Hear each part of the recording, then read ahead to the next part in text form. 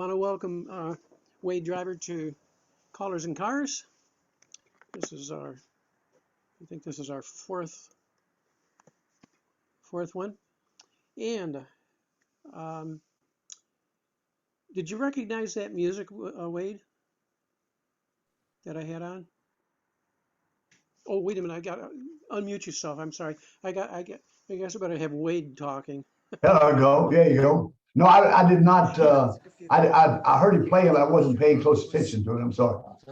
I thought it was a mistake. No. Well, yes, it was. Not mine though. Yeah. I guess I'm going to start with something related to that. It was music for the Green Grass of Home. Yes. First question. Yeah, you know what's coming up, don't can you? we record this? Who, mine? Okay, do you want to do you want to relate probably why I played that? Well, if you're talking about the visit to Brian Hotchkiss' place, Yes. 30, 40 years ago, we were sitting in your family room, I think, if my memory serves me right. Oh, were we at your house or were we at Barry's house? Which one? Where were we? Barry's. So we're at Barry's house, yes. And sitting on the side of a table and recording the vocal for Green Grass at Home. And during that vocal, somebody called on the telephone and it would not stop. And I'm calling, and I guess somewhere in the middle of that, when Alaman left to weave the ring, and somebody answered the damn telephone and just keep on calling, whatever. And our friend here recorded it. If that's the one you were talking about. Yes. I thought so, yes. You know, the problem with that, Wade, was that after you said what you said while you were calling about the phone ringing, yes. When I played the thing back, because you had the mic up close and the telephone was a fair way away, we couldn't hear the telephone on the tape. So then when I came to mix the whole thing down, I had to go and record a telephone on one of the other tracks. Really? So you wouldn't sound silly saying, shut up the damn phone. Whatever. When no one could hear the phone. Well, a wise man would not have put that on the thing to begin with, so it wouldn't have been a problem. Well, you told me that I could. You told me I don't care. Well, I'll tell you what. I just happen to have something here. Oh. If I can find it. Oh, yes. All I have to do is scroll down to the W's. Sure hope I can find that. You also changed a few of the words around in that song, I think. Probably. I took literary license quite often. Well, yeah, my wife cracked up when you were talking about along came Larry holding hands with Harry or something. Well, I did not know that was the final recording. My friend there slipped that in. I didn't realize that. He did ask. I said, sure, I don't care. I found the perfect T-shirt, about a year ago, and it says, hi, I don't care, thank you. It fits so many situations, you know? I think this might be where it's at here, just before. Hands around no side of that one you found out. You swear through, but on the third hand, shut up the damn phone and touch a quarter. You scoot back and go, well, the right, gonna slide through, swing your corner from an edge to all I do is apologize. What can I tell you? If I offended, I'm sorry. It's in a grand parade. He's going to talk about the cow in a minute. The old hometown looks upside down as I look up from the ground, and there's that old freight train that I just fell off on. Down the lane I look, and there's our cow Bessie.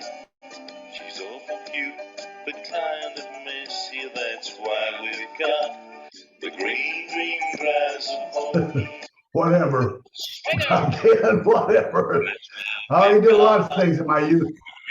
I didn't realize it would come back and bite me in the butt, though. Get out of that square, Bessie. That was not me. No, that was a younger somebody. That Yes. was that was Kevin Kelly. Oh, yeah, he's a funny man. That's before he lost all the weight and became half of himself. Okay. When I met Anyhow, I Kevin, thought he that- was a big old barrel-chested guy, and he ended up being a little bitty guy. Oh gosh, that's great. Well, I'm sure that's one of many. I was gonna ask you, if you ever had a really embarrassing moment with a singing call, but you probably have pick a different one. So I'm gonna Oh, start I with had someone. several. Yeah. Several. Yes, I'm sure. So how would your family and friends describe you? Bossy, no other way to Okay. put it. You know, Uh, at least I know my daughter would for sure. Unfortunately for her and my whole family, is the apple fell closest to her from my tree. So dealing with her is like dealing with me, and she's a royal pain in the backside. oh, But growing up, I was not. In my defense, I was really not. But after being in the Can you military as long as I was not used to somebody saying no. Did not handle that very well. oh yeah. Uh, so can you describe yourself in one word other than bossy? No. I'm trying to think. Compassionate, I think. If I had to pick one. Good. I like that one. Yeah. Okay. Some of these questions I ask, of course, they're the kind that you would like to have time to think about, but we have a time That ruins constraint. the fun. It does. Um, what's the most important lesson you've learned over the years for calling? Through calling, that's because that's a whole different thing. The only people that matter are the dancers. Yeah. If there's nothing else in this whole 65 years of business with this, the dancers have got to win. They have got to win, or you're wasting your time. My opinion. That's also what our Thomas Jefferson said: if you precede everything you say with the words "in my opinion," you can never be wrong. So that's in my opinion. I like that. You know. I'm gonna write that one down. It's What's in the his one? autobiography. Okay. What's the one thing that in your calling career that you never expected? I'm sure there's many, but what's the To be biggest? good at it. I really didn't. When my father first started, I started singing, did my first singing call in December of 1957, I think. Singing was a piece of cake, nothing to sing. Any idiot can carry a tune and doesn't mind being embarrassed and sing. All right. But the patter, after I got out of the service and in 69, I went to Atlanta and asked my father to teach me to call patter. He said, I will teach you to call. The first time you argue with me, I quit. End of discussion. And if you're not going to be the best anywhere around, don't waste my time. My father had two ways of doing things, perfect and wrong. So it was a rather difficult learning experience, I suppose you might say. But when we got through, it worked. And I guess that's all that counts, really. But Yeah. it's not something I ever even dreamed of. And I guess, and my first mentor, other than my father, was Dick and Artie Jones from New Jersey. And Dick said, Really? "You are not." Yes.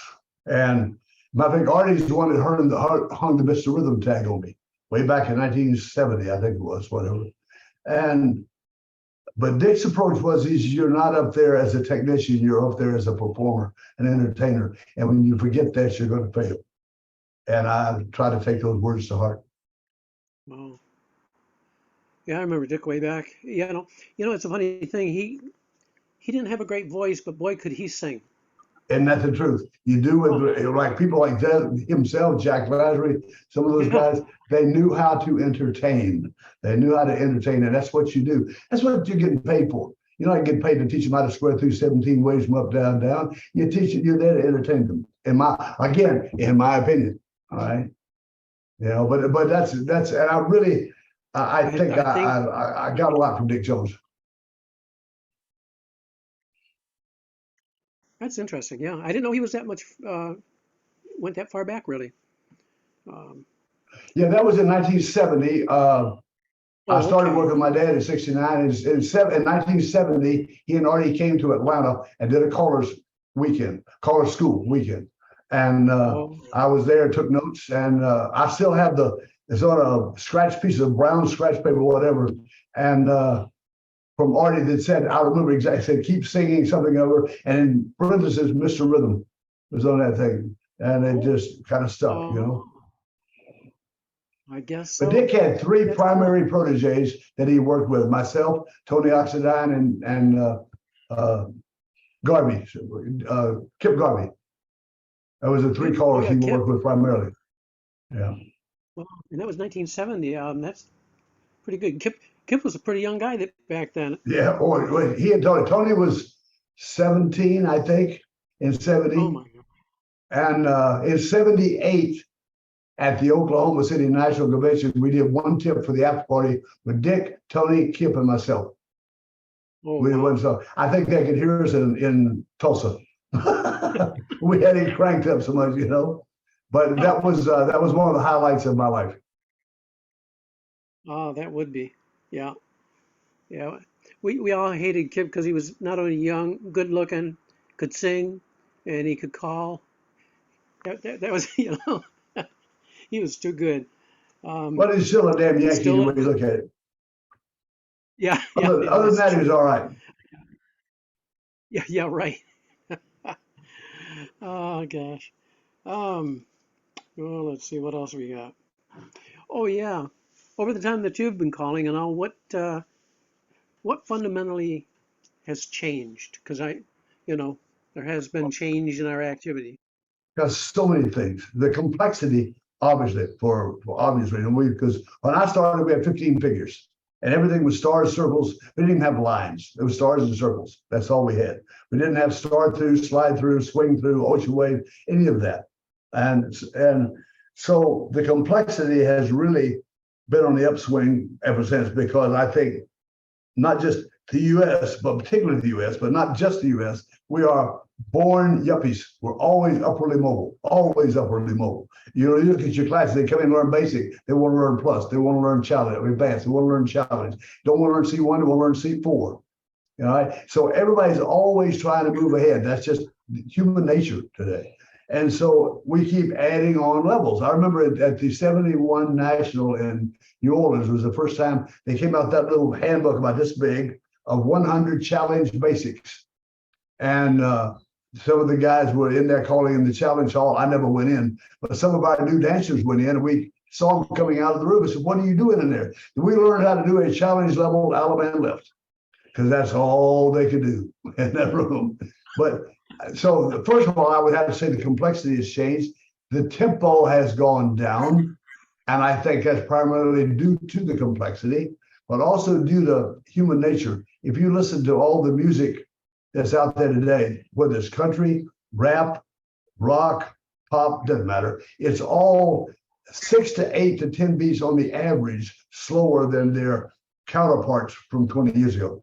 Everything is slowed down. That's been good for us because we can slow our music down for our recording. Instead of recording it at 132, we can record it at 122 or 124. And that allows some of the songs that we could not do years ago. If you remember, Brian, there was had so many words. I mean, do you chew a little bit of flavor on the bedpost over? It sounds like a chipmunk trying to sing. And everything is slowed down enough that now we can do some of those songs we could not do 20 years ago. So that's the other thing. Now, the other thing I've seen change, and it's been cyclical. Well, we went from 1970, 78, 70, from everybody having a good time, one level of the floor, everybody kicking up the heels, having a good time, to the 80s, late 80s and 90s, where the callers require the dancers be perfect. You must know this from 17 different positions, and you must be able to do this. And all you got to do is pay at the door and smile. But we were too stupid to realize that. And I was just as bad as everybody else, creating all these new figures. And let's add this new, and let's add this new.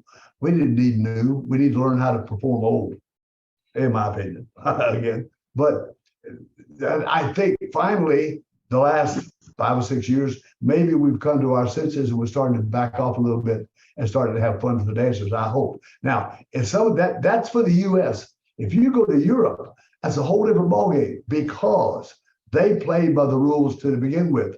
We did not. We set the rules and didn't play by them. Particularly in Germany and Japan, particularly. And Sweden, I would say that area. Because they said, all right, we're going to teach the 48 basics. We're going to teach the 16 mainstream. We're going to teach them properly, left hand, right hand, and so on. Plus, they had it's a deterrent and an advantage at the same time, not having English as a native language, because they had to explain the move in their language and then give it a name like Pavlov's dog or swing through or spin the top or whatever it might be. All right. And because of that, the concentration level of the European and Japanese dancers much higher than those of the US. The weakest dancers on the planet are countries where English is their native language, because we're lazy. And I don't blame the dancers, I blame the callers. We got too many callers who are not qualified trying to teach. It's like the blind leading the stupid. It just doesn't work. That's a long way of a short answer. That's what it is. We made it too hard. No, it's because that's a big question when you really think about it. Yeah, I think in any case we got to blame us as callers for whatever goes wrong in the activity. Really, only 100% of it. You know. So, what superpower do you wish you had? Oh, let's see. Which of the top 100? Oh, the ability to listen. I don't do that well. And no, let me rephrase it. Listen and understand. Let me rephrase that a little bit. I have it. I know my habit is to listen to and assume. That's not quite the same as listening and understanding. It's kind of different. Well, hello, Don. Where you came from? Yeah. There we go. I had it in the calendar, but we had company and Gail wouldn't excuse me until now. Dale, smart lady. Okay. Got her priorities right. Hey, it was my son's birthday yesterday and he finally came over to visit today. So. Oh, good for him. Couldn't tell him to come back, huh? I might have to listen to the video to hear your beginnings, but it's good to be here. Hey, listen, nothing important. we got onto him right away. I wasn't expecting anything important. I'm just nosy. Oh, I say, okay, then I understand. See, he also listens and assumes. Okay, so can you tell us one thing about yourself that probably nobody else knows? I can tell you, but you're not going to believe it. I'm basically very shy. I've been very shy all my life. And I remember when in 1985, my first year in Mesa down there, because prior to that time, I'm superstar. I go to specials and festivals and still smoked. So I would call my tip, go to the back behind the stage, have a cigarette, come back, call my tip, go behind the stage, have a cigarette. Tip was over, get my car and leave. All right. And we get to Arizona to do the retirement parks. You can't function that way. Now I've got an A2 dance and we're running 40 squares with this A2 dance. And my wife sat me down. She said, here's the deal. If you don't come off that stage and you don't socialize all these dancers, we're going to starve. And she was absolutely right. She said, but they're not going to come back. The retirement dances, they own you 24/7. And you better come off that stage and be there, buddy. And the hardest thing I've ever done in my entire life is come off that stage and shake the hand of every dancer in that room. I just don't do that. It's just not my thing, And Matter of fact, when I met at that time Senator John Kennedy, I think I've talked to Don about this. That's what caused my problem. I was invited to a mayor's party in Provincetown, Massachusetts. I don't do that. Socializing like that is not my thing. Plus, I was at that time was a senior at Annapolis, and I was the senior for this party, and we've got 202 rather deprived young men going into Provincetown, Massachusetts, that is populated by 900, about 90 something percent of homosexuals. So it's kind of useless for my guys coming into town. We do this parade. I spend half my night hauling them out of jail for getting into skirmishes. So by the time we had the party the next day, I was a little frustrated. And I asked my officer, who was our liaison, I said, you know, Mr. George, tell me, who is the real dumbass that would bring in 202 plebes, blah, blah, blah, into a city that has this situation? And I hear this New England accent right behind me. He said, I think I would be that dumbass. That's when I met JFK. So it sometimes gets you in trouble. So I've overcome it now, as you can obviously tell. I'm not very shy at all, but that's been an issue most of my life. I don't like socializing. Is not my thing. It's just not. That's funny. It's funny because if you look at all the callers that are here, and I were to ask all of them, are you an introvert or an extrovert? Most of us would say we're introverts. Yes. We are. That microphone is the greatest defense in the world. You can't get to me through this microphone. It's my protector. It keeps me safe. I'm well aware of that. I started singing when I was 4, and I was on stage mainly with black bands because I like black rhythm and blues. But the microphone is your protector, except when you're on tour, then you put chicken wire up. But other than that, it's your protector. Yep. Edge of the stage. I've always been in entertainment and leading bands and choruses and everything else. And once you walk off that stage, you're really naked, you know. Let me tell you, big time. Yeah. Big time. But you know, that's one of those goals that we have to work on. That's all. Part of our skill set. Well, it's fun when you finally break that barrier, you know. And down here, I'll tell you, down here I have to schedule time off and away from people because it's like you say, 24/7. And I have a house here at the resort. Doesn't matter. They're out there. They drive by. They got to stop and talk to Joe. And if it's not me, or they'll call you 1 in the morning and say, "How did you know that figure you called last night?" I don't know, lady. I'm having a dream. I don't know. But it doesn't matter. You answer the phone, you explain to them, and you go back to sleep. That's the way it goes. Yep. So how do you de-stress? I listen to music, not sweat-ass music. I'm a jazz enthusiast, first of all, and I love a lady called Enya, Enya, and she can sing me out of any compressed situation I'm ever in. Something about it, it's like makes things no longer important. I like it. Music is my savior. Has been for years and years. So do you get earworms? Oh God, yes. I do. My wife does, particularly if I've got a song I want to do, and I goes over and over and over. She's probably so glad when you produce that song, get it out of my head. Do something else drives her crazy, you know. But it gets in your mind, and you just go over and over. And you try. Plus, I'm trying to think, particularly if you have a song to produce that needs to be changed a bit to fit our structure, all right? And out of probably 80 ways you can do it, there's one that's correct. And you go over your head over and over and over till you try to find the correct one. And that's the one that you cannot get rid of. And once you get that, go record it right now, because that's the one that's going to work. Oh yes, we're going to hear worms. Oh my goodness. I've got one right now that's driving me out of my driving me crazy. And we just got the music for it, so I'm sorry. I called it the other day, and now I finally stopped singing it. You know. Oh.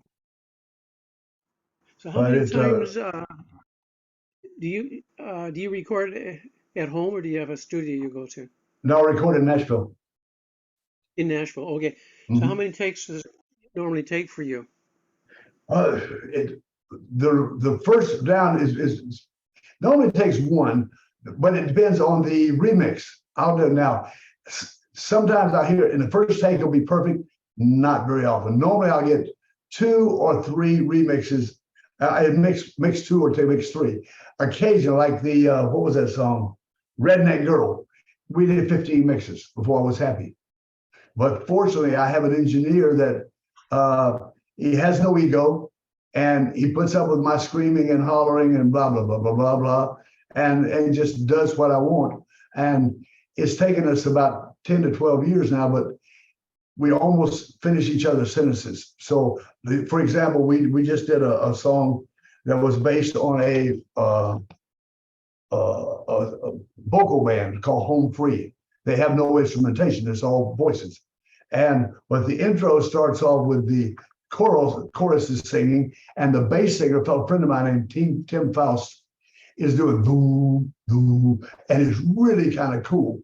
Well, when he made the first recording, he just did it like we do normal. But I called him back. I said, "Remember that intro?" He said, "Yeah." I said, "Can you redo those bass tones?" He said, "Got it." And that's all I had to say. And he sent me another mix. He's got it later. It's just perfect. So, but like anything else, I guess it's like a sports team or anywhere else. Once the team is in the same, speaks the same language, then you can come up and you produce things a little easier. Plus I had to laugh because I called Michael and I said, "You just produced so-and-so for such label." Because he does 14 labels, I believe, right now. And he said, "Yeah." I said, "Where did you get that notion?" He said, "I just do what they asked me to do." And I said, "Why?" He said, "Because they didn't ask for something else, and that's what I do." And I said, but because they'll sing the song, say, "Make me a square dance." I said, "Have you ever been to a square dance?" He said, "Never in my life. Have no clue." To me, that's like find me a trash can to pour my money down. I don't understand that. All right. And I said, "Well, do it." He said, "Some send me arrangements." He said, "Not like you. You send me a book. Everybody else send me something, whatever." But I'm teaching a school in 2 weeks in Tokyo, which is going to be interesting because I've got 8 callers and none of them speak English. So it's going to be a real interesting week. But trying to get them to understand there's no such thing as an insignificant syllable. This does not exist. Every syllable you say in a song counts. And I did not create with me. I created with Bing Crosby many, many, many years ago, who is my singing idol. He said, "There's no such thing as a syllable that doesn't count. If you say it needs to be on purpose, and by design." So yeah, I get earworms like you have no idea. Yeah. I know what you mean. I'm probably most famous for having more singing call records than anybody in the world. That's my second talent. My first talent is lying. We all are really, really good at that. Some better than others. But if I might say one other story, because you mentioned that 82 Reno convention. There was another session there that I held, I think, for an hour and a half on production of a singing call and music and song. And I was talking about the way to deliver the song. And this guy stood up and said, "But for you, it's so easy." And my wife at that time, who I divorced later, Gloria, she jumped up and I thought, this is because she never says 2 words ever. She jumped up and she said, "No, you come into my room, my family room on a Saturday afternoon and listen to him sing the same song for 5 straight hours. Don't tell me it's easy. It's just not." That's all there is to it. No, it's a bit like being an overnight sensation. Good luck. Yeah. You wonder where. How long are your nights? How long am I? How long are your nights if it's an overnight sensation? My nights aren't that long. Oh, yeah. Yes. Well, that's the darn thing, It's kind of why I wanted to do these interviews, is so people can see, there's a big life in square dancing, but there's also some life outside of it. Like, how many kids do you have, Wade? I have 3 of mine and 2 stepchildren. Okay. 3 from my first wife, and then I picked up two with my second wife who passed away back in 2005. And they are now grown with children. As a matter of fact, my youngest, who's a stepson, retired from the Army 4 years ago. Now, he did 23 years in the Army as a helicopter It's pilot. not fair. Yeah. Not fair how they keep getting older. I don't get that. You know, and my oldest just the other day said, Dad, you realize in May I'm going to be 58, I'm almost 60. I said, I don't need to hear that. Thank you very much. I really don't want to hear that at all. That, no. I know. How can you be so young? I'm still only 60, aren't I? I can't even say those words with a straight face anymore. I No. tried. Oh, Lordy. And Brian's still 70, right, Brian? Each foot. Forever. Yeah, Forever. I heard that. I heard that. Yes, sir. If people ask me how old I am, I tell them I'm 25. Hey, oh, it is the truth. I heard that. 25. That's a good one. I'll copy that. I'll steal that. Thank you very much. I like that because I'm turning 85 in August, so I'll just be 25. I like that. That works. That works good. Did you ever think you're going to last that long? No, I truly didn't. I know it's a very worn out phrase. If I'd known I was going to live this long, I would have taken better care of myself. But it's really and truly true. It really is because, I mean, and I've been very, I don't know if you want to call it blessed, fortunate, but blessed, I think, I've had hundreds and hundreds of varied activities and functions and events in my life.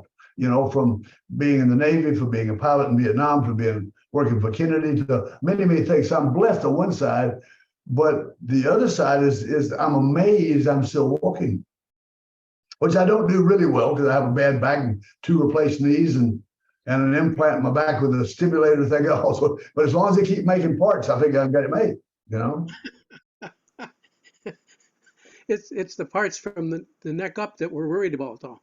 So far, so good. But you never know. I know I have one of my best friends here locally, who I've known for almost 50 years now.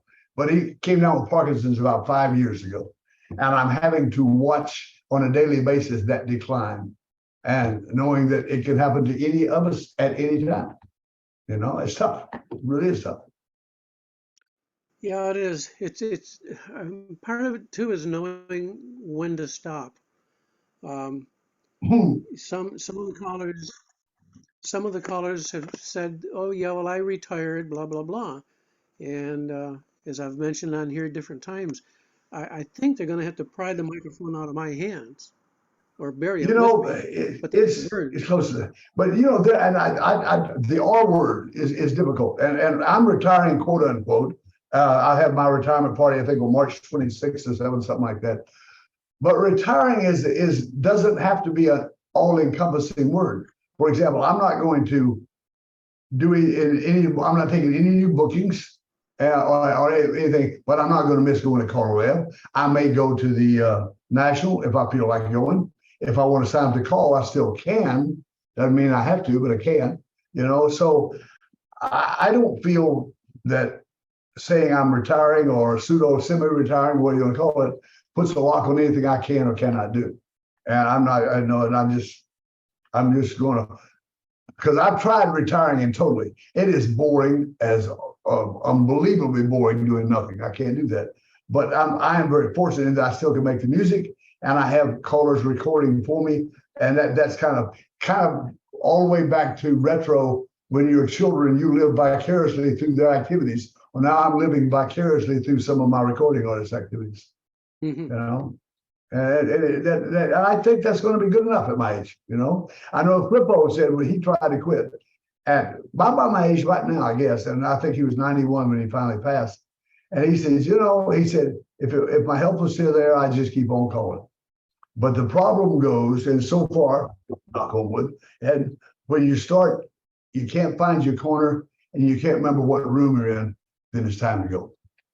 Yeah. So you're talking from the neck up, you just hope that it hangs around. I can always sit down, that's not a problem.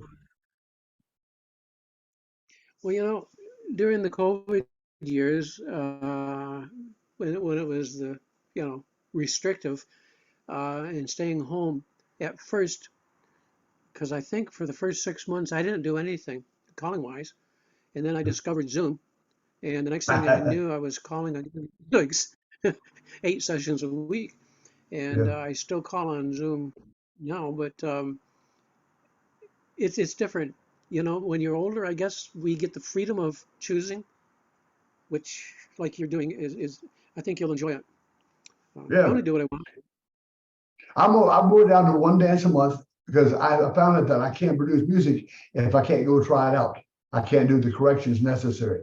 So I'm going to get I'm booking one dance a month. That dance is primarily to do whatever new calls I have at the time, whatever new songs I might have at the time, and just to do choreo corrections and adjustments or whatever. And I'm telling the dancers ahead of time, this is what I'm doing. If you don't want to do that, don't come. So I want to be honest with them up front. If you think you're going to get one of these whoopie-doo upside down choreo dances, isn't going to happen. Yeah. This isn't going to happen. I know there's been a debate over the last several years over the content, the choreographical content of singing calls, and a lot of calls say, "We don't want to make it interesting. We want to make it hard." Why? I do not understand the why. If you go to have a beautiful dinner, you have a beautiful steak and asparagus and all this kind of stuff with it, and you get all done and you have a dessert, how complex do you want the dessert? Don't you just want it to taste good? That's all you want, is just have it to taste good. And that's what your singing call is. And yet, half of your program, 50% is your singing call. And yet we devote 5% of our practice there and 95% practice on the other garbage. I remember I asked Flippo once, I said, "What's important about choreo?" He said, "Timing and flow. Everything else is BS." Everything else is BS. Timing and flow. That obviously is just his opinion, but I value it.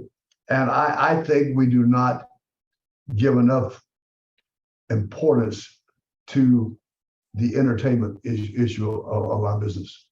That's just, again, my opinion. Now, are you going to have dancers? You look at, I love people say, "Well, do you see what dancers don't have any fun?" Are you kidding me? Now, I dance see one. I do have fun. Tell the chess player he's not having a good time. He's not giggling and he's not laughing, but he's having a good time. Same thing with challenge dancers. I don't knock them. I have no knock against anybody. But on singing calls, how many singing calls you do at a challenge dance, Don? None. All right. So the point is that when you go do singing calls, do them well or don't do them at all.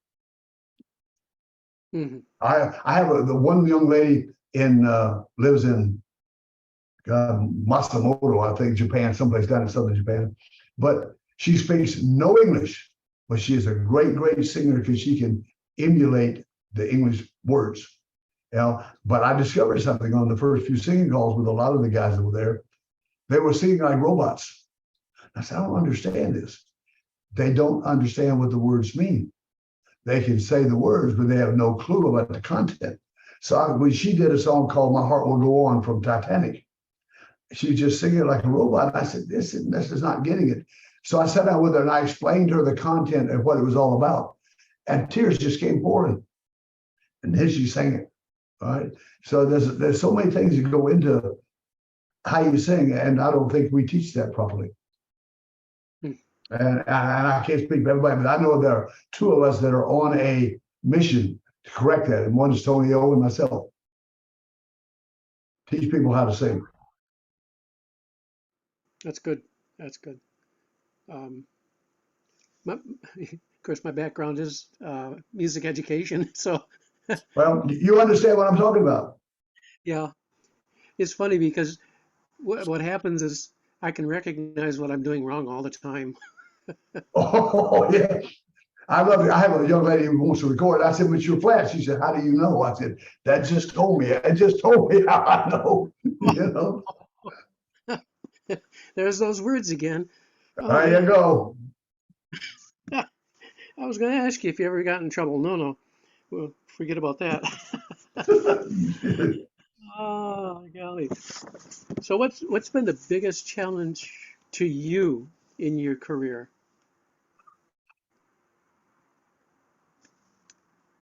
Convincing callers they're not as good as they think they Spending the are. money?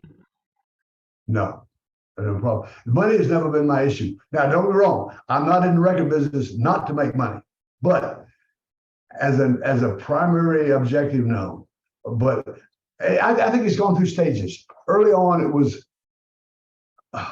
attempting to promote myself. Then as we got into it more to promote the music and trying to distinguish between what's good music and what's nyak, so-so music, and then what's really bad. Well, I don't think we have a lot of really, really bad music because the callers won't accept that. But we've got some average or adequate music. That's the best way to put it. And I really don't think that's good enough for, that should not be what we strive to have, which is, why work really, really hard to be average? If you're going to work hard, be good, and if you don't want to be the very best that you can be, then why are you wasting your time? So, but that was early on. And then as we got in, and I started watching the dancers were going through this transition from really, really difficult choreography to trying to have fun and so on.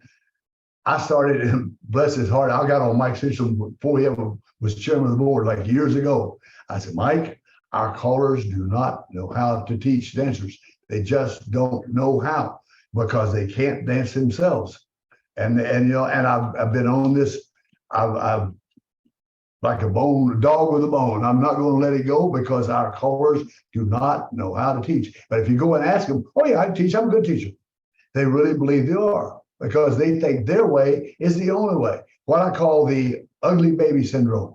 There's not a parent alive who thinks their baby's not gorgeous. I don't care how ugly that baby is. They think it's beautiful. And a caller loves his voice and loves what he thinks. And there's absolutely no way can anything be wrong with that. And you want to say, well, what's wrong with teaching recycle with girls who you turn back and wheel and deal? I don't see anything wrong with that. It works. And I can see 100 things wrong with that. Right? But the caller who's doing it sees nothing wrong. And to convince him otherwise is really a difficult chore. In my opinion.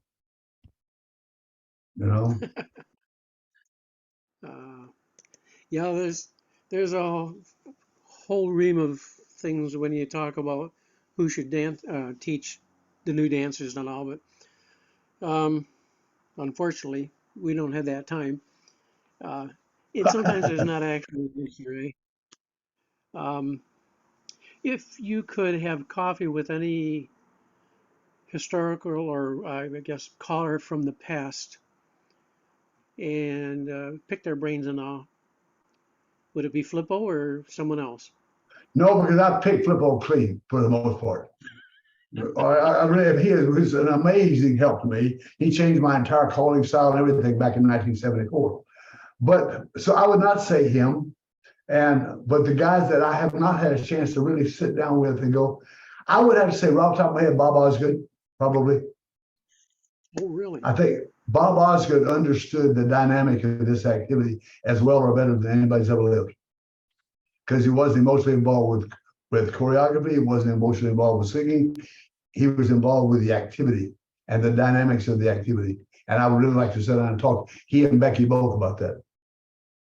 I worked with him at Silmar for 4 or 5 years before he passed away.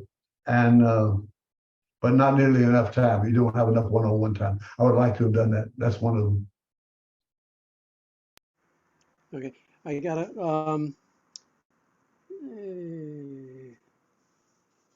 I just want to ask something that's going to give you a chance to, what's your favorite childhood memory? Oh, golly Pete. Let me think about that. I had not an unusual childhood, but for the first 12 years we were very, very poor, and then my father, who became a doctor, went through his internship and became practicing. We went the other direction, and I can tell you which half feels better. All right, but as far as my best, golly Pete, I really don't know. I really don't know. I can't give you an answer off the top of my head. How old do you define childhood? Yes, I can. Yes, I can. Okay. Good. Let me put you at 17 or 18. And my high school was was a country high school, so we did not have calculus, trigonometry, nor solid geometry. And at age 15, I was arrested for grand theft auto, and it was not, I was borrowing it, but nobody leaves a brand new Cadillac convertible parked on the street at 2 a.m. with the top down and the keys in it, and expect any self-respecting 50-year-old not to come by and drive it. My problem is I filled it back up with gas and took it back. I shouldn't have done that, and the police got me. So, but obviously I was just put on probation. But the gentleman who put me on probation they said if I was a good boy for a year, they would expunge my record. Did so, and he ended up being from a judge into a congressman, and that same congressman was the guy through whom I applied for my appointment to Annapolis. And after going through a series of examinations of the first 1,400, then the next 100, and so on and so forth, we took the exam, and I got my report back, and on solid geometry, I had a 2.3, and you have to have a 2.5 to pass. And so I lost my appointment. So everybody was angry with me, and I said, "Am I coming?" But you're going to love this, particularly you IT guys. I told my dad, I said, "It's got to be a mistake." He said, "Computers don't make a mistake." Now, everybody believes that, raise your hand. All right. So I was really angry. I left Atlanta, went back to Daytona Beach, and resumed my job as a lifeguard. And I guess about 3 weeks later, I got 2 telegrams from the U.S. Navy. First, informing me that the computer had made a mistake, and it wasn't 2.3, it was 3.2. So we go from going from 8th to 1st in the standing, because everything else was a 3.9 and 4.0.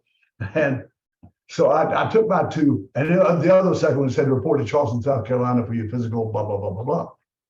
So I took both telegrams, got my car, and drove back to Atlanta, waited in front of my parents' nose, and refused to speak to them for a month. But because I was ill, but I felt revenged, I guess. And that's probably one of the best memories I've had, because then from there we processed on and so on and so forth. But getting those 2 telegrams and feeling justified, I think is probably the best feeling I had when I was growing up. Oh, that's good. That's good. On the flip side, Getting arrested and put in jail when you're 15 years old, and they called our parents and about 4 a.m. and told them that it really wasn't that bad, but they'd be home. So my friends who was with me, his mother said, "Fine," she came and picked him up at 4:30. My mother says, "Let him sit for a while." So at noon, they finally picked me up after sitting next to a cell that this gentleman was squatting down and just killed 3 people. He was totally stoned on crack and stared at me for 4 hours. And I said, "Lord, you let me out of here," and I am never, ever, ever coming back. And I've never been back, and that's the worst thing that's ever happened to me in my life ever. And it's never going to happen again. So let's go back to the square dance thing. What's the most? Okay. Do you remember the worst dance you ever called? Woo-hoo. That has 2 categories. There's one that I called, which I will not even say when nor where, except that I probably missed my corner 15, 18, maybe 20 times. Sometimes you go to a dance and just forget to take your brain with you. And I think over the last 10, 20 years, that I think I finally found when you are in your 40s, your mind just clicks just like a steel trap. It just never slows down. The problem is when you're 70, you think it still does, and it does not. But you're just smart enough to recall something, but it's the wrong thing to recall. So the worst dance, yes. The worst and most embarrassing dance, different dance. In 1975, I went full time, and I went to the Kansas City National. And Bill Kastner, who was the head of the Squarenators at that time from Northern California, was running the California After Party, which was always the largest one they had at the time. And he invited me to come call. And my wife and my mom said, "You have to go call." I said, "I'm exhausted. I'm going to bed. You cannot miss this. You must go." And you must. He went on. I said, "Fine, I will go." I was just whipped. So I got on stage to call. And they had a lectern up there. So I leaned on that lectern and got my mic, and I said, "Allemande left, Allemande arm, men back in, make a backup star." And I fell asleep.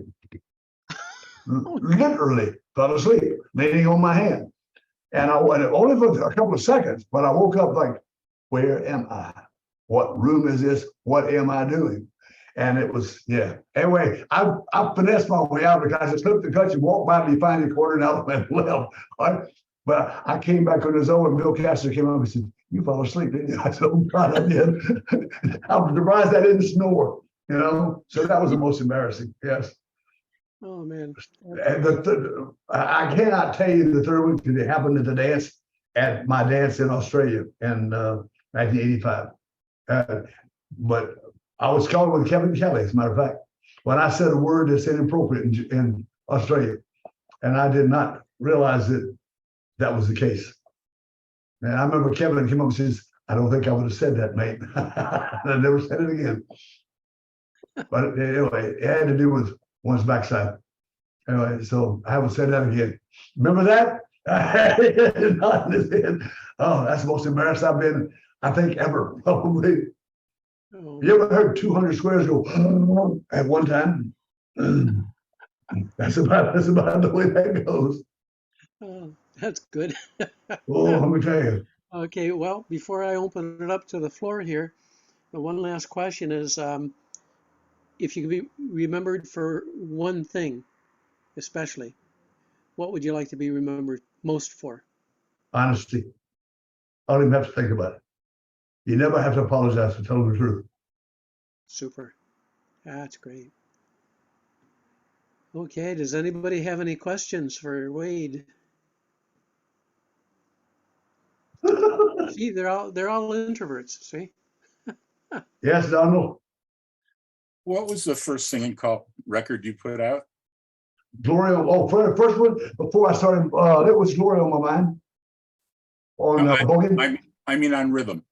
Oh, Rhythm. Well, the one I put out, 101, was You Ring My Bell, but the first one we actually recorded was Rocky Top, but we've numbered them in such a way, so 101 was You Ring My Bell. The Matter of first, fact, I have a gold record for it right there, matter of fact. the first one that I remember hearing about Rhythm was, I don't even remember the name, but the line that everybody remembers is Coffee Black. It was 115, Some Broken Hearts Never Mend. Right. Yeah. And Put my kid through college. I remember using that at the New England Convention, and everybody said, gee, that's nice. Where's that come from? That's when I started getting hooked on Rhythm. Thank I you. appreciate it. I appreciate it. Thank you. And that was a strange song because it was at that time up to then, nobody recorded sad songs. And they didn't do a whole lot of love songs, but they sure didn't do sad love songs. And I would record that. My wife says, you're crazy. I said, maybe, but I said, it's the only time ever that a country western artist has gotten the #1 song for the Grammys 2 years in a row for the same song. It's got to be just a pretty doggone good song, okay? And Don Williams got the whatever the song of the year they want to call it, 2 years in a row for Some Broken Hearts Never Mend, because he produced it at the end of one year and he got it for both those years. So when the reviews came out, in I think it was John Swindle or somebody was doing the reviews in American Square Dance. It came in, I'd been going to the store or something. I came back and my wife she was so mad. I said, what's wrong? She said, look at the review here. And I read this, says, only good callers will do this song. I said, hot dog, is this not a caller alive? It doesn't think he has a good voice. And I was right. Every caller's going to try it, Human nature is a funny thing. I don't think it was a sad song, but I was visiting Bill Peters once, and Bill said, here, do you want this record? I got it as a comp and it's a minor key. And I don't believe in calling minor keys. They get everybody all upset. And I can't, my 83-year-old mind can't remember the name of it, but it was Rhythm. And over the years, it was my most requested record. Minor key. Not Luxury Liner, was it? No.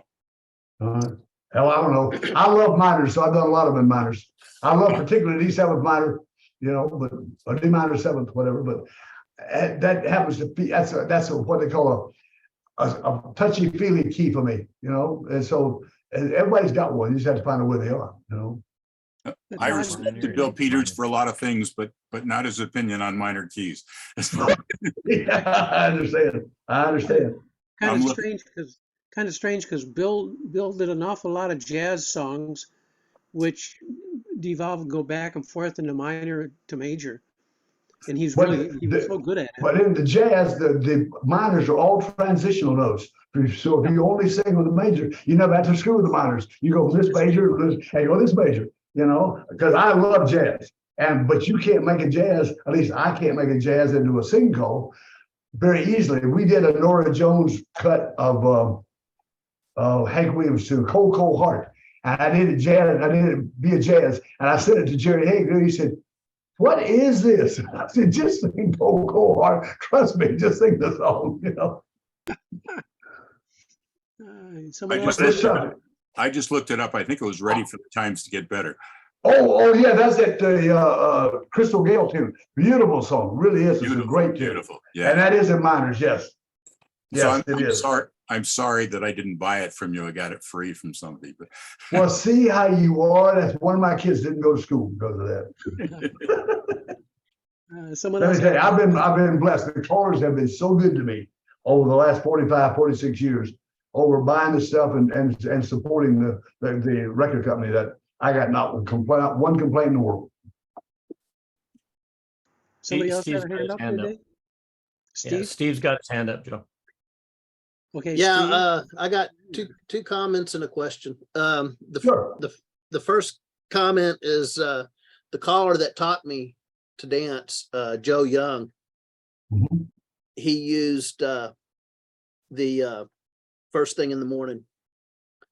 He would light a cigarette and have a cup of coffee when he was singing it, and he would sound drunk. He did it so beautifully. It was always fun to watch him do that. Yeah. Some Um, guys can do that well. But the question I had is on your record Sail Away, Yeah. the instrumental side on the one I have. I hope I have another one because I've got several stacks of records I'm recording to MP3. The instrumental side is like racing. I can't slow it down. So Really? yeah, I'm Well, having now, troubles. back then we recorded everything faster, so he's probably done it 130, 132. I don't know. It sounds the background singers sound like they're chipmunks compared to the other side. Really? The Really? the vocal side sounds fine. The flip side sounds like it's racing. And I guess That's 134, right? yeah, yeah. if I had my Hilton to record to the MP3s, maybe I could slow it down, but the record player I'm using to MP3s, it's just 45 speed and I can't slow it down enough. Once Send you me an make an email. MP3, you can slow it down on the computer. Yeah, I'm Excellent. trying to. I haven't figured out. How to Steve, use Audacity send me that an email to wade@wadedriver.com and I'll send you a copy of my MP3. Save Okay, you trouble. I appreciate All it. right, Thank you. You And then- got the records, not a problem. Then the other one was a 40-year-old compliment that started off bad for you. Uh-oh. You were hired by Pi R Squares to do an anniversary dance. And your first tip, you called plus. And the caller reminded you, this is a Main Street dance. Oh, I gotta remember that. That's one of those embarrassing times of many. And the second tip, you did a plus call. And he reminded know. you again. Well, there's a difference between absent-minded and stupid, all right, you know? Oh, The first time we have- it gets really good here. Just a minute. Oh, He- shoot. He reminded you again about it being mainstream. And he said your comment was, if they want to dance Alaman left and right and left grand all night, then you know, but then Really? he said you turned around and he says, I'll be damned, he called it an amazing mainstream dance. What did man? See, I'm really anti-work and to do it. It's really easy to call hard. It's hard as hell to call easy. You know, and you have to work at it to call easy. I am born lazy, I guess. And so I give you a 40-year apology. What can I tell you? Hey, if I get a compliment like that ever, I'm gonna take it. Whatever. About doing an amazing dance. Yeah, well, I'll take 6/8 anytime. I'm all right with that. Thank you, though. I appreciate it. Mel, it looks like you got your hand up. Yeah, well, absolutely. Wade, I am an absolutely huge fan. I think Thank you, sir. most of the records that I had before I lost them moving here to Australia were either rhythm or royal along that. And it was just, I love the music. But the one thing that I want to say thank you, especially, I heard an interview with you and it stuck with me. It was about three things. One was the difference between criticism and critique. You've got to be able to say the positive and the negative and then accentuate the positive. The second was being the best you can be and not worrying about what everybody else is saying about you in a competition amongst callers, because it's about the dancers. And that came about to me, and I took that to heart. You did an interview about going to a dance. I think this was shortly after you released Hooked on Elvis, which was a massive hit. And there was an old fella that got up, only called once a year or something. Yes, I remember that really well. Can you tell that story again? Because that is an absolutely fantastic training lesson. I remember it so well. I was in Big Spring, Texas, as a matter of fact, where it was. And I had called the dance, and afterwards they had their own hall in which they have their after party. And so when my dance was over, we went over to the after party at that hall, and all the local callers were up there going to call. And there were 3 or 4 young men who were the hot shot, we'll go get them type callers. They were going to show everybody how good they were. And this old guy still had a flat top gray haircut on. This was back in the 70s, but he 80s, early 80s, I think. Anyway, early 80s. He came up behind me, passed me on the button. He's got this copy of Hooked on Elvis, and I'm going to call your song, young fella. And I thought, okay. So he did pattern. I mean, the pattern was just not difficult, just and had that whole floor just rocking. There's probably 25, 30 squares there, and he got done. I thought, that was such a really, really good pattern tip. It's a shame because I can listen to the tone of his voice. He's going to screw this thing up so bad. It's not even funny because no way he's going to sound like Elvis. I hang my head. He got there. He did it as a comic too. He said, size, face, grand square. You ain't nothing but a hound dog, no, woman. And he went on, and God, I am roaring. I think I may take my record and burn it. I will never call that thing again because I cannot do it that well, ever. And I told those 3 kids, y'all better take him and pick his brain, learn everything you can learn from that man. He knows how to entertain. Takes what his talent was, and he put it out there and did what he did. And that is so hard for people to learn. What is your talent and what can I do with it? And that taught me, man. I learned big time from that one. Yeah, sounds like a Squirtle's version of Andy Kaufman. Something like that. Yes, that story really resonated with me because you're saying when he said what he was going to do. If I remember the original session you were giving at Caller Lab, you're saying those callers came up apologizing to you for what he was about to do and the embarrassment. Yes, they did. Yeah, they did. And it was so embarrassed. It was such a presentation, and you just pointed out the dancers and said, "That's what you're trying for, not the choreography." And it just resonated so deeply. Yeah. Presentation and be the best you can be. And I love that story. Thank you. Well, you're most welcome. And it started with me as well. It truly did, because I decided that you can't be. I had somebody the other day said, "Well, I want to call like you." I said, "No, big mistake. Big mistake. You be the best you can be. There's only me. I'm taken. Find somebody else. Be yourself." And that's what showed me. This guy, he didn't try to be me or anybody else. He was just him being the very best him he can be. And that's sometimes hard for us to know. But thank you. I appreciate that, man. Don? One comment, one question. Stephen mentioned Sail Away. In general, I wasn't crazy about things that had the vocal, the chorus singing along. I prefer just the music. But that particular one, whenever I got to share a stage with somebody, by hook or crook, one way or the other. That was the song I used to choose, and people generally knew. And the thing was, most times I styled a little differently than they styled in this, but because of that chorus, I knew how they were going to sing it. Everybody sang along with that chorus. Yep. So it was a really handy tool for me for many years.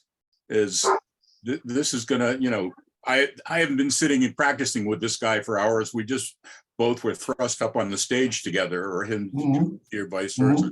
Sail Away was a real blessing for that. So thank you for that one. You're welcome. Well, the one that I am not real big on the MP3 and the compressed files, but the only upside, when we back in the old days, we did only vinyl. If you had backup vocals, you were locked into them because you couldn't put 3 records out. So you had one with the backups, one without the backups. And so you had to be very selective. And you knew that if I put out, like Sail Away, if I put this out with a backup vocal, it's going to limit my sales because there's callers that they're not going to use it, because you can't go flat if you've got backup vocals. You sing off key with their backup vocals, you're dead meat. Right? Because they're always going to be right square on pitch. And if you're not, it's going to stick out like a sore thumb. Now, though, I'm sorry.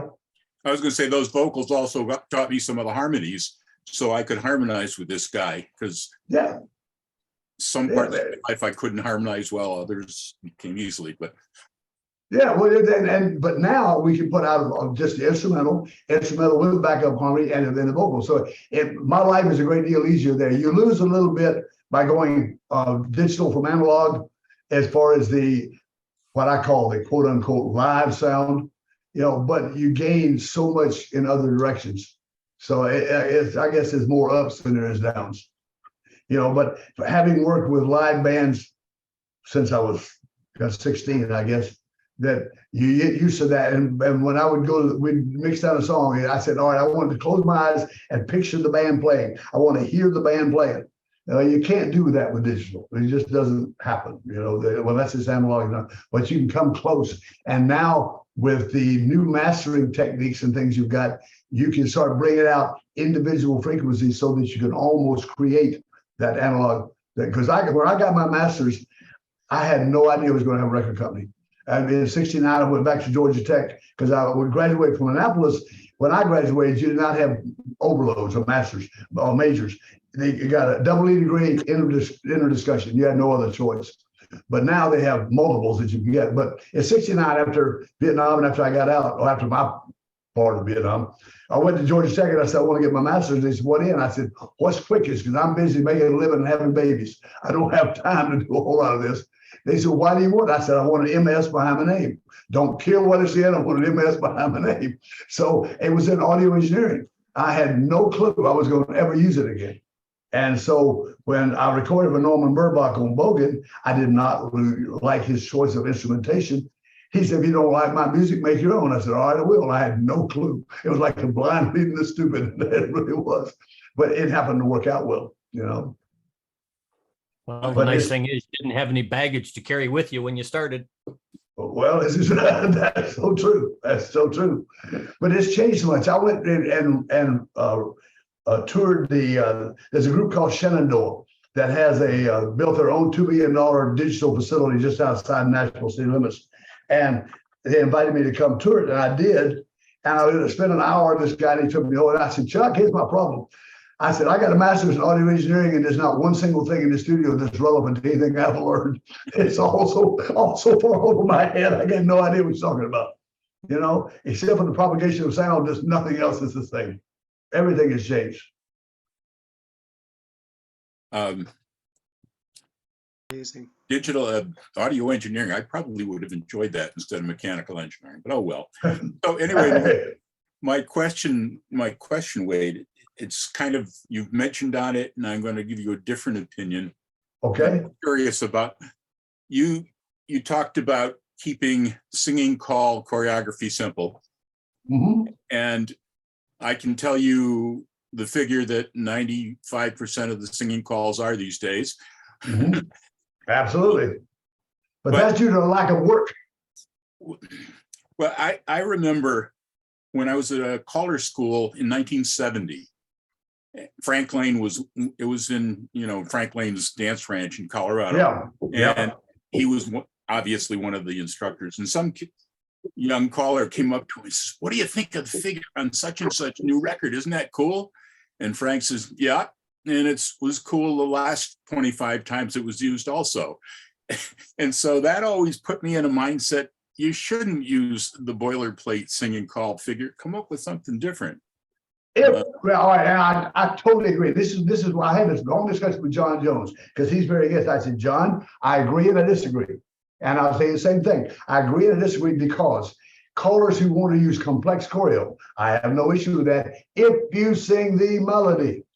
But they don't. They start calling hash in the middle of the single. And that just drives me right up a wall. Now, if you're going to do a single call, I don't care whether it's mainstream or red. You're like, pick a song. Heads you promenade and travel half around the ring. They're walking on the square through, get me four hands. Heads you go to square through, four hands around the ring. You do. Step to a wave and motivate. Go walk around, you do. When you get all done, the boys run right in there, reverse, flutter, wheel, go move it around. And then you pass through, wheel and deal, and then you zoom, swap around, swing that corner. Just sing the bloody melody. That's all I'm saying. I don't care what the figure is. Sing the melody. Can you give me that figure again so I can write it down, Wade? It's a heads pair off. That's for basic is head pair off, motivate. And boys run, reverse, flutter. I think pass through, wheel, nil, zoom, swap around, swing, and promenade. And it times out and you sing the melody. Something like that. I've frequently wanted as a caller coach to do with singing calls, and even more so with patter, is to be able to record somebody and separate the music and the voice channel and just listen to the voice and see if you can pick out what the music was that they were playing to. That's interesting. And most of the time you cannot, which is sad. I would love to be able to do that. I've never had the opportunity, but yeah, I think it's important that callers use the music instead of letting it be interfering with them in the background. Well, the callers, in my opinion, too many don't realize that you're a team. You and the music have to join. And you have to put that music on and wear it like a coat and work as a team. And if you work separately, that's what it's going to sound like. Then there's the other chord. If you listen to yourself voice with no music, you hear amazing things going on. Like Pat Barber never knew he was a grunter. I said, "You're a grunter." He said, "What do you mean I'm a grunter?" I said, "AB, play the voice track." He goes, head square 3, 4. And you know, see that corner girl swing. He's good. That's me. I said, "Yeah, that's you. You grunt." You got grunters, you got moaners, you got tappers, you got all sorts of things that goes on that we don't realize we do.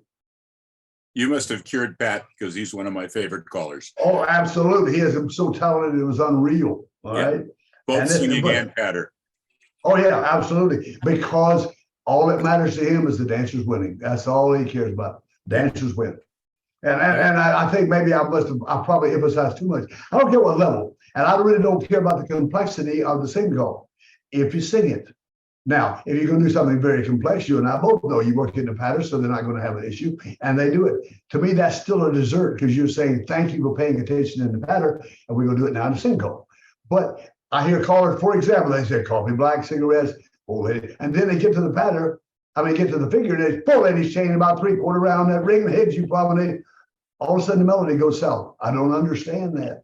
Terrible. I just don't understand that, you know? By the way, Am I? you say you've been dancing C1. I was up to calling C2 for a while, but for a very small group that got their challenges in tape dancing, and they came to me just so they could dance because I did singing calls every tip at C2. Yeah. And they love to be able to use the calls that they learned and be able to dance them. Yes, it's a challenge. It gives them that speed. I did that with my A2 dances for 18 years in Arizona. But you have to be able to call it and sing it at the same time. And too many callers don't see the necessity of that, so they don't work at it. Because it's work. It takes work to get it done. And I used to sight call it sort of, I'd set up the challenge caller 2 I want to use early, call it early, and then I have certain number of beats left to resolve. And most of the time I could, and they were tolerant of the times I couldn't. Yeah, well, it is what it is, because they always look at like he's hunting, he's fishing, he's But one of the things that I'm going to do in the school, and I was going over my curriculum the other day with one of the more experienced of the Japanese callers. And one of the things that I do in my school here and there is you've got 4 segments of your singing call. You got the setup, the figure, the get out, and the promenade home. And you've got your four groups of 16. And within the confines of each of those 16, do what you want to do, as long as they all dovetail before you get done. But I think, again, that too many of the schools and too many of the callers don't put enough emphasis on the structure of the singing call and how it can be used, just like you did at C2. You could use the singing call to have them practice the choreo you want them to learn because of the speed involved. They don't have time to hiccup and say, wait a minute, give me a forward, up and back. Let me think about it. No, there's no think about it. Let's do it now. And it kind of forces, when you're dealing with all 70 and 80 and 90-year-olds, I don't ever let them vote. God knows, don't let them vote, because those 2 of them are going to agree on anything. I always used to, when coaching callers, the same philosophy you're talking about, but I'd say, don't just sing a singing call, find out whether it's a love song or a hate song or a war song, and sing the song. Yeah. It's so important, but it is trying to convince people. First of all, many callers are not singers, so singing is not important to them.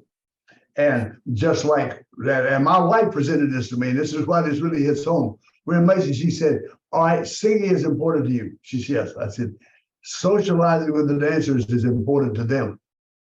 I said, oh, that's all that I can say was no, because I had no defense. I had absolutely no defense. She was right. You want to do what's important to your audience. And learning how to sing is important. It may be work, it may be uncomfortable, but it's still important. In my opinion. You got a pretty well respected opinion. Whatever. I think that just shows you, if you do it long enough, you can make enough mistakes. You can maybe get one of them right. I think some people think of me as a choreographer, but the first 2 years of calling was strictly singing calls. Getting into. I remember that. God, we're old, Don. We really are, son. Oh, I'm not as old as you are. You're a good 11 months older, I think. But well, and the horse. Well, I'm not going to say that. Excuse me, ladies. I did not say that. You're right. I had a question for you, Wade. Yes, sir. I don't know if it was it was in the 80s, the early 80s. I can't remember if it was you or Tony or both of you on a panel, but the question was raised about the redundancy of the singing call figures that are being released. And the comment that struck me was, we're here to sell the music. The callers are there to use the music, but they're there to call. And yes, that was why, I think you had 9 or you had 8 or 10, and Tony had something like 8 or 10 hat singing call figures that you would use on most of your releases.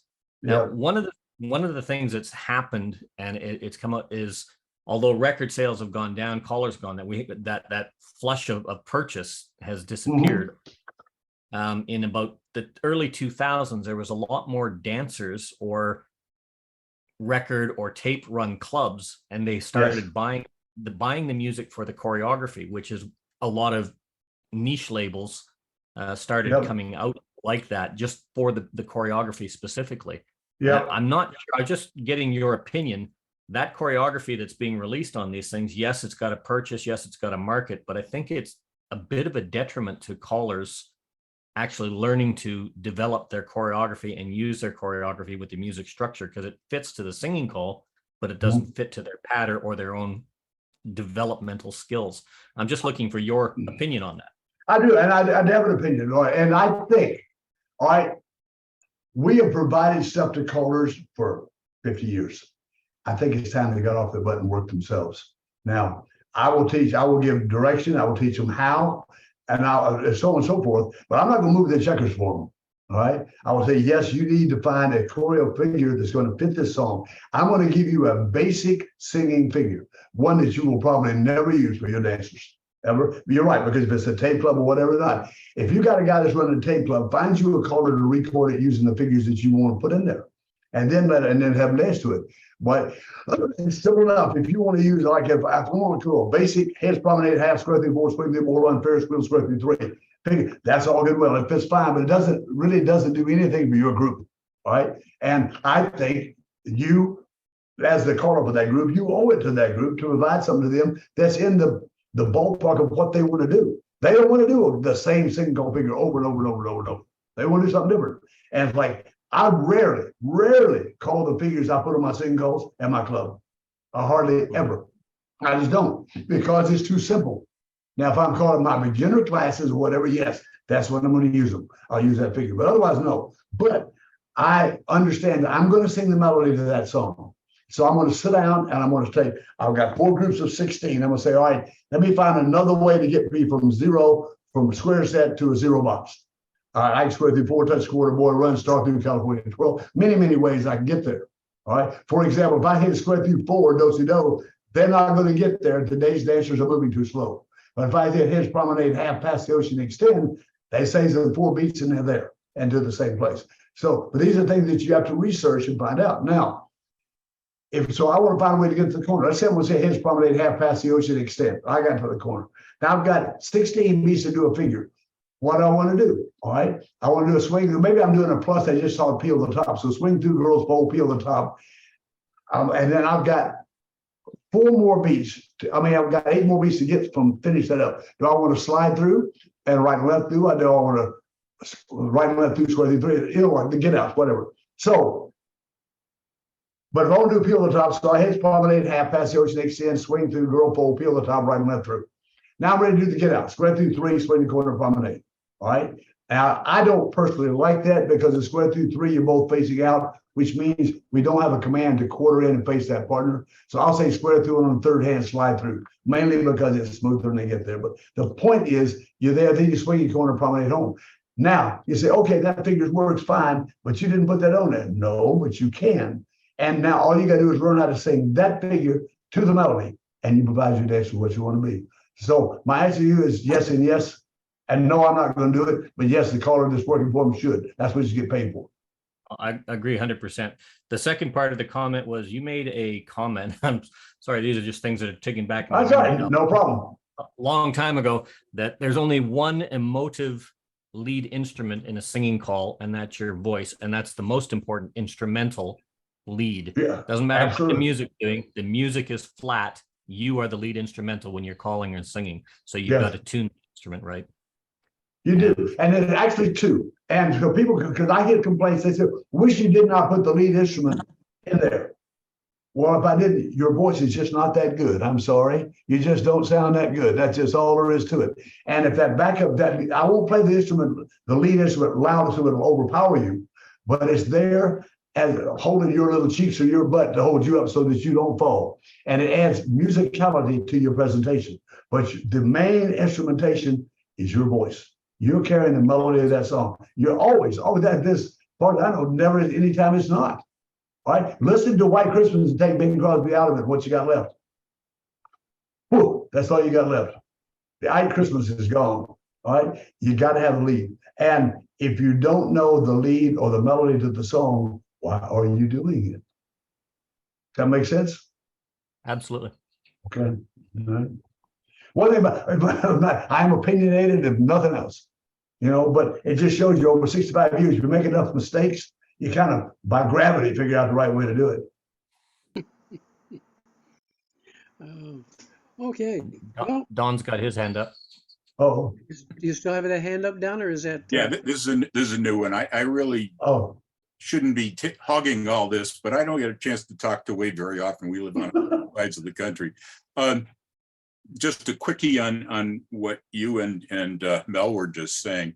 If you remember the old wagon wheel records, I finally noticed that the called side was not the same instrumentation as the non-called side, because they did put that melody line in the called side to help the callers, but on the non-called side. But those performers, when they recorded it, they didn't have that. They recorded live with the band and without it. Anyway, what I wanted to comment is getting to thank you again, Wade.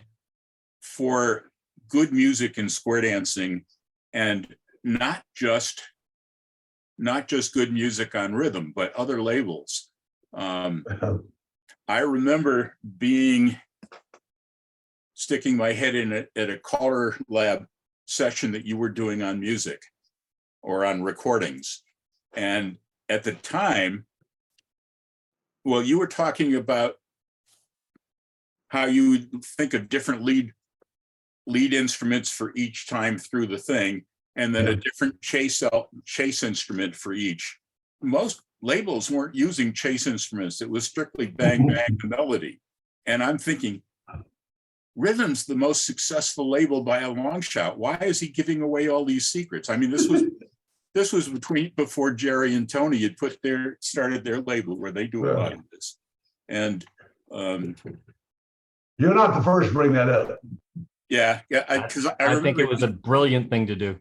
Yeah, as I said, thank you for getting other people to learn how to produce good music too. I'll tell you the funniest story about that. One of my funniest, and it was at that same Reno 83, 82, whatever it was thing. And when I finished that session, my wife, Gloria, came up. She said, "You just gave away every trade secret we've got." I said, "Doesn't matter." She said, "What do you doesn't matter?" I said, "Nobody paid attention. It did not get through their super egos." She said, "You're kidding." I said, "No." 1 year later, all right, I think it was the end of 83, whatever, I got a package in the mail from Chicago Country, from Jack Berg, with a copy of Some Broken Heart. I mean, with a copy of Beautiful Noise, with a little note that says, "Thank you, I paid attention." That did more for me than you can imagine.